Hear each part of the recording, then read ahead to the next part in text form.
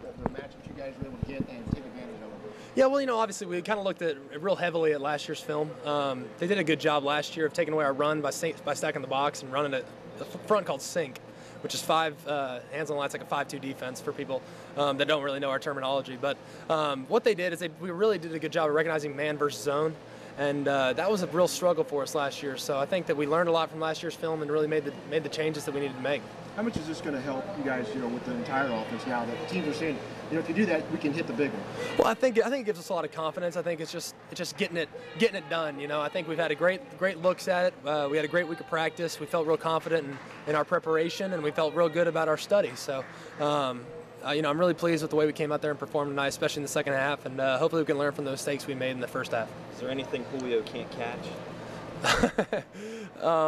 He was on fire tonight, that's for sure. I think he did a great job. Obviously, he's kind of hobbled a little bit during the Ole Miss week, and you can kind of tell on Saturday, but he really came back. He was fierce. He had a chip on his shoulder this week, and you could tell by the way he practiced and performed tonight. Greg, how huge is this bye week in terms of healing up, but also self-scouting for the stretch run you guys are going to have? Oh, it's huge. That's the biggest part about a bye week is the fact that you get to evaluate yourselves and what you've been doing from a tendency perspective and where you've struggled and where you've done great. And I think it did us wonders last year, and I expect the results to be similar.